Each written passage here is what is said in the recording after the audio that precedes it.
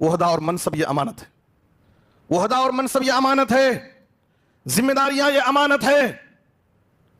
حضرت ابو ذر رضی اللہ تعالیٰ عنہ نے ایک مرتبہ عہدے کی خواہش کی، اے اللہ کے رسول مجھے بھی کوئی ذمہ داری دے دیجیے، کوئی عہدہ مجھے بھی دے دیجیے۔ نبی صلی اللہ علیہ وسلم نے اس وقت حضرت ابو ذر رضی اللہ عنہ کو جو نصیحت کی تھی، یا ابا ذر انک ضعیف، حدیث کے الفاظ غور سے سنیے، یا ابا ذر انک ضعیف وانہا امانہ وانہا امانہ وانہا یوم القیامت خزی وندامہ الا من اخذها بحقها۔ ابو ذر رضی اللہ عنہ سے نبی صلی اللہ علیہ وسلم نے کہا، ابو ذر ذمہ داری کے معاملے میں تم کمزور ہیں، ذمہ داری لینا، اس ذمہ داری کو سنبھالنا یہ سب کے بس کی بات نہیں، تم کمزور ہیں، تم عہدہ اور منصب کو نہیں سنبھال سکتے۔ وَإِنَّهَا أَمَانَةٌ، ذمہ داری یہ عہدہ اور منصب بہت بڑی امانت ہے۔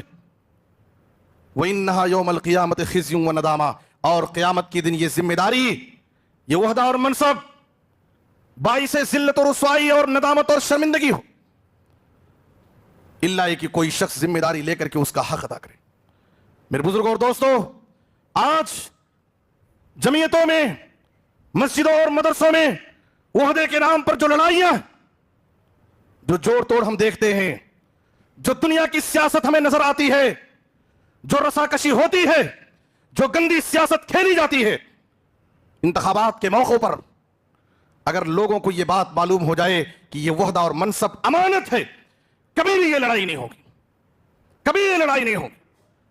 ہم اس کو امانت نہیں سمجھتے، ہم اسے کیا سمجھتے ہیں؟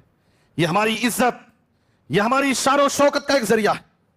آج عہدے اور منصب کو اپنی جھوٹی شان کا ذریعہ لوگ سمجھتے، پوسٹروں میں نام لکھنے کے لیے، امیر جماعت، متولی مسجد، صدر مدرسہ، پوسٹروں میں نام لکھنے کے لیے، شادی کارڈوں میں نام لکھنے کے لیے یہ عہدے اور منصب نہیں دیے جاتے۔ یہ بہت بڑی امانت ہے، بہت بڑی امانت ہے۔